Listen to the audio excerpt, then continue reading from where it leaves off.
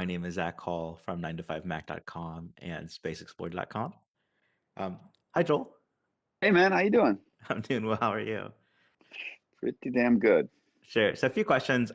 First, how do you really feel about redheads? Oh, like I would never hit a redhead, you know? Good to know. What does it take? Yeah, man, we had so much fun. We had so much fun doing that. That's great. Uh, A creative question. What does it take to return to the character of Ed Baldwin after fast forwarding almost a decade in the series? yeah, I mean it's kind of fascinating, and particularly when the level of writing is what it is on the show. You know, the writers always find a way to surprise us and take it in directions that I wouldn't have expected, but then it feels so right. You know, considering where we were leaving Ed in the first season, in the end of the first season, 10 years later, I would not expect to see him where he's at. Right. And it's like this lighter, almost happier version of Ed. It's the complete opposite of where I would have expected it, but it also makes a lot of sense. Hmm. And then I was almost provoked by it. Like you don't even see that he's carrying the pain and Right. um but then, of course you do. You Yeah. always It catches you up. don't move on from something like that. You just move forward and it's still there. The wounds aren't on the outside. They're Mhm. on the inside, and then it'll come out in a situation that you never expected. That's And right. Yeah. that's I think that's just good writing. Yeah, yeah. One thing about Ed Baldwin I like is how extremely human he is. He's very likable. He's resilient, as we've seen, and he's even sometimes kind of scary. So I'm curious, how much of your own person do you see in the character, and where do you pull from for the rest? Yeah, it's a little here and there, I think, there's definitely some of me in there. There's definitely some of my dad in there. Sure. And I think some of Ed Baldwin's parenting skills my dad was a great dad, but he had some anger issues, and Sure. I think the mistakes that his parents made with him, some of them trickled down to me. So I'm just gonna my job is to not make it trickle down to my kids. I hear you. Last Yeah. question for you. Have you ever been to a rocket launch in person? I haven't. I was desperately trying to get down to Houston now, but since it Yeah. was in the middle of the pandemic and Right. everything, it was impossible. But it's so exciting what's going on now. Yeah, totally. All right. Well, thank you so much for your time, man. Hey man, pleasure talking to you. Some of the one of the things that strikes me in season two is that your character Karen has some of the most heartfelt moments that I've seen. One the scene specifically where the family addresses Shane's death brought me to tears, Mhm. which is not common for me. Thanks. And then later in the series, there's one I think probably the biggest disconnect from me to a character. So how do you approach that? A character that's so dynamic and different. With trembling hands and an anxious heart, if I'm Sure. being honest. I approach it with a massive amount of gratitude for the task that the writers and creators have given me to deep dive into the psyche and of Karen, Sure. and the world and all sorts of things. But it's not without a ton of work, you know what I mean, of just doing the work beforehand and then stepping on set and letting it go and just trying to be as truthful as I can to each of those moments. There's some moments that feel a little too real, and those are usually the ones that I resist processing, the emotions and being truthful and honest and vulnerable. But um, it's not without, like I said, trembling hands and an Right. anxious heart that I approach some of Karen's scenes. Right. Yeah. Is there anything that you see in yourself in the character, and are there parts that you largely have to pull from other inspirations? No, unfortunately, I wish that I didn't see some of myself in parts of Karen. Mhm. You know, the she's so type A, and there's parts of me that are as well, and that trying to control things. And you know, there's a lot of lessons that I've learned in playing Karen, that is for certain. And then there's And then some there's some things like things like season one season was one was a a little little bit bit further further away away from from who and who and what what I I am am personally, personally as as far far as as like like my my ideas and ideas and beliefs. beliefs, But but how how much much she she fights and fights and defends defends her her beliefs is beliefs is something I something I could could really really relate relate to. to, And and fights fights for who for and who what and she what she loves and loves what and she what she believes believes in. in. So So as much as as much as maybe I maybe don't I have don't the have the same same viewpoints viewpoints as as her, her, I can I can understand where understand where she's she's coming coming from from in a in a lot of lot of scenes, scenes, and and that's what that's what matters the matters the most, is most, is not not necessarily the necessarily the words that are words that are coming out of coming my out of my mouth, mouth, but the but the feeling feeling behind behind them.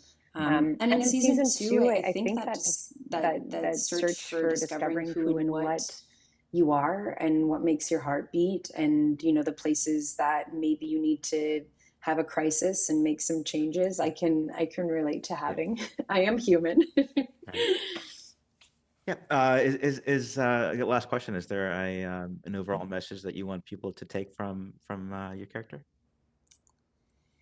Yeah, I think just how messy the human experience can be. Like, we have the backdrop of space, we have astronauts, and all that is really cool. But truly, our show is this character discovery. And, you know, I think being able to kind of watch it and notice the parts of yourself that get a little bit triggered, and dive into that, and find, you know, why it did that. And Yeah. I think to be able to forgive yourself for this crazy chaos mess that we're all experiencing together, Yeah. is a really beautiful thing that I learned from each character.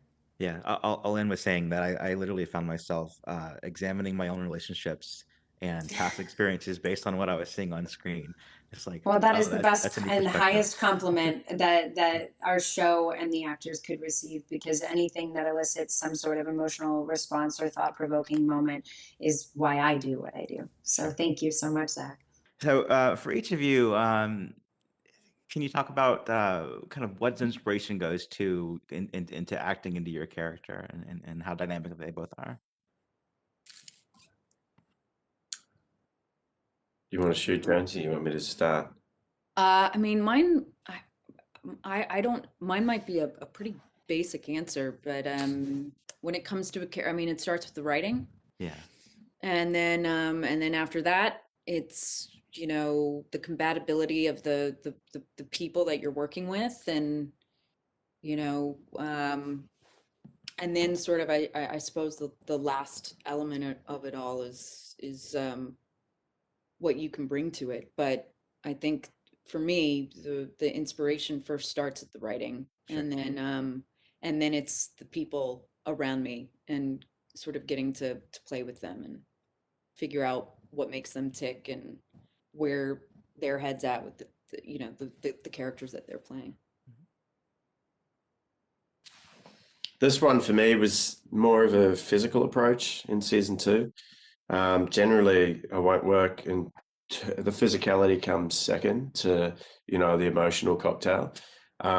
In season one, it was more psychological, so it was sort of where he was in his headspace. But then this one, as I said, as you pick up on season two, it's purely the physical element was the real challenge.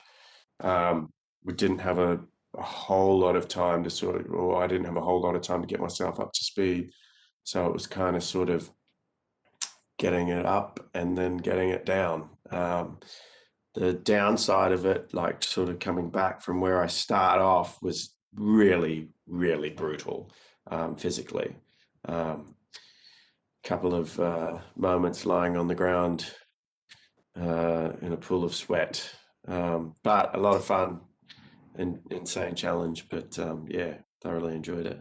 Yeah, cool. And for both of you, your storylines, they go together, and I think that they're kind of they're definitely a love story, and not in the typical way, but more in the reality way that we see it in real life. So, do you guys agree with that? That it's a love story portrayed on Absolutely, screen? Yeah. absolutely.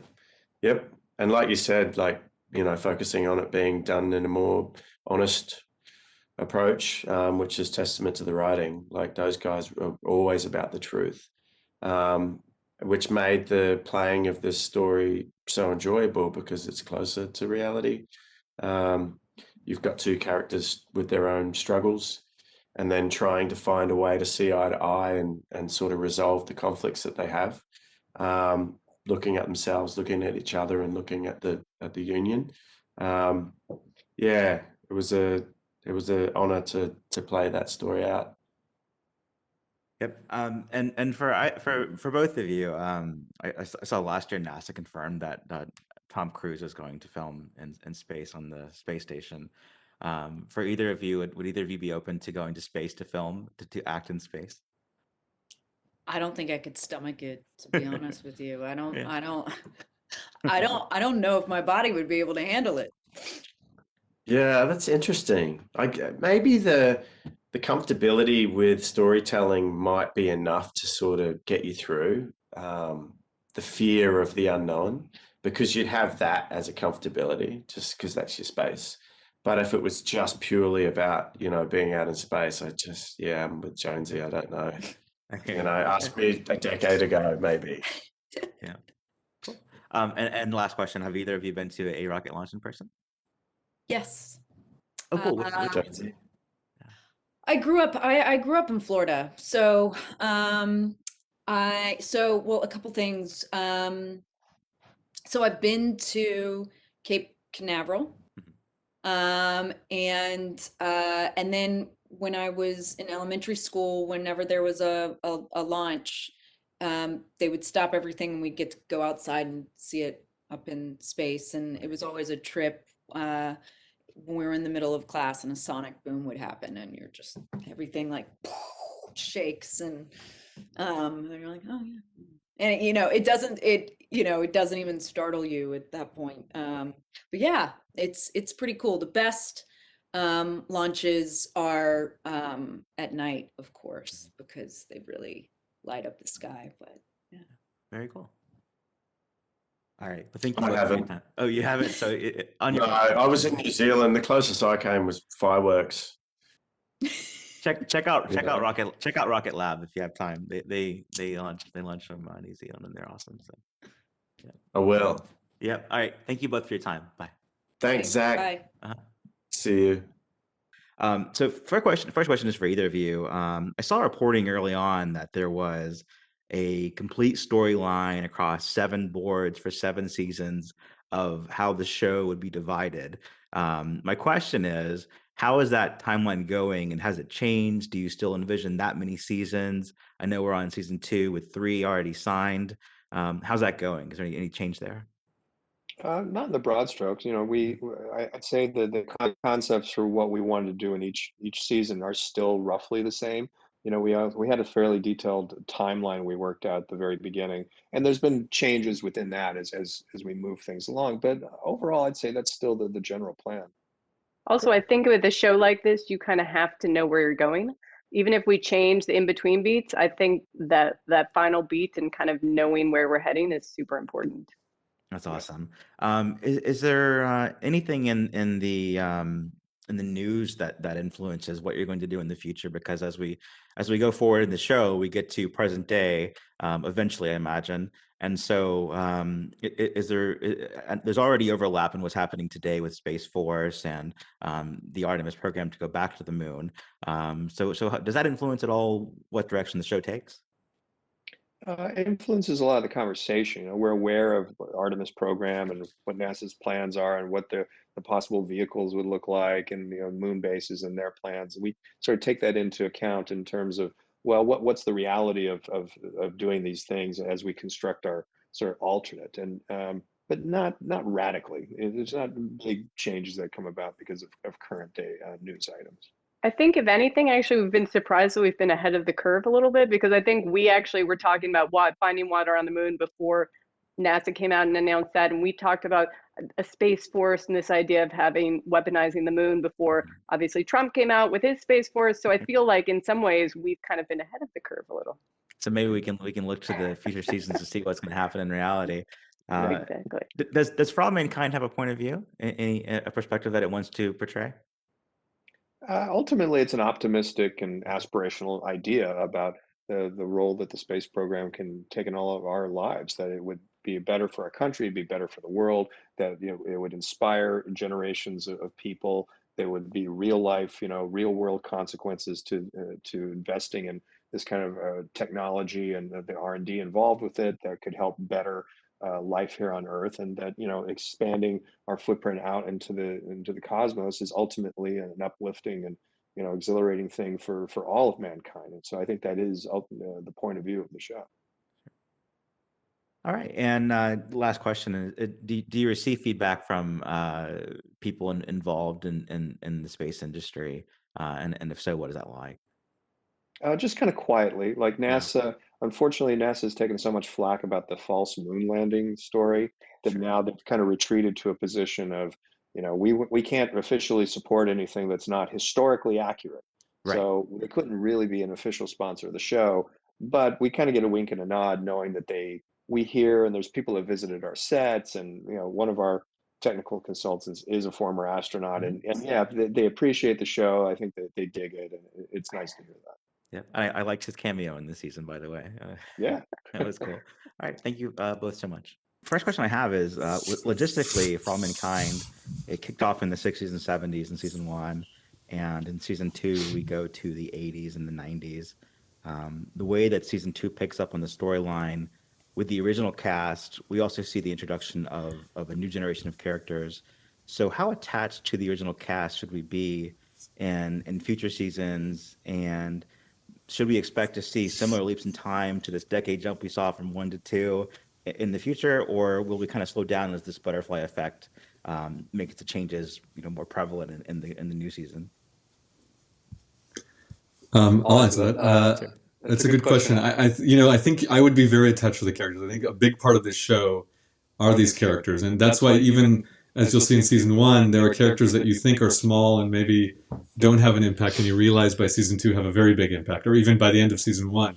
I think the trajectory of the show will push us forward, and there will be big jumps. Was always the idea of really showing this history evolve, but I also think taking these characters on that journey is part of the exciting part of this, that we actually are showing someone's lifetime. I think that's something you don't see a lot in TV, and something a challenge that we really are embracing with the show. Cool. Is there a message that viewers should take away from For All Mankind? I think what I hope people take away from the show is the idea of looking up to the stars and seeing a better future, and the idea that progress is possible, and that the sort of better angels of our nature can win out, even though it's not a smooth road all the time. I think there's a hopeful glimpse of the future that we're hoping to portray. Sure. And one thing I really like about the show is that I love the space part of it, but I can watch with family who could care less about space. And there's enough storyline, there's enough character development there that it's a whole show on its own if you're just following the characters who happen to be involved in space. So how important is that to tell the story? Crucial. I think now more than ever. I feel like, I remember when we were talking about the show, like we talked about Friday Night Lights, how it was a football show, but it wasn't really about football. I think this show is about space, and we do pay a lot of attention to space, and the details of that are important to us. But at the same time, we wanted this to be a character drama. Well, we wanted you to care about the characters and their stories as well. So we take pride in that idea of what you're saying, that this is a show that it's not only for space nerds or history nerds, but also a show for people who want to watch a drama and want to see the story of their lives and marriages and the impact it has. So I think there is a push and pull between the space program and the families and the people affected by it. And I think that's a big part of the show moving forward as well. Mm-hmm. For you two, how important is keeping up with what's currently happening in space news to inform the show in the future? I mean, it's really fun to see how prevalent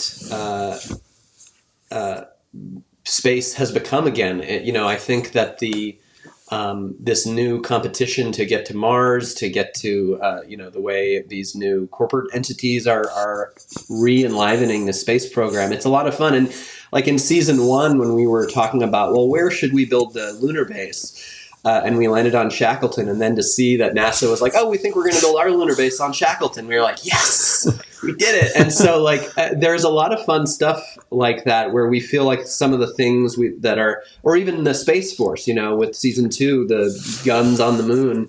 And then right around that same time, they announced the Space Force. So there's a lot of fun stuff happening in the real world that informs the show. Yep. I don't know if it's life imitating art or art imitating life, but the bases. I don't know if you saw this, but they put out like which base designs for the moon, and one of them literally looks like Jamestown. And you're like, okay, what's going on here? But I think it's a credit to the people who work on the show that think about the details of that's not just a base, but they're thinking about what would a base need, what would how would we power it, how would we. So I think it's not a coincidence that a lot of what's in the show is also being reflected in the current race to the moon and beyond, really. Oh, very good. Well, thank you both so much for your time. Thanks, Zach. All right, bye. Thanks for watching 9 to 5 Mac. Be sure to thumbs up, click the subscribe button, and then enable notifications with the bell icon so you won't miss any upcoming videos.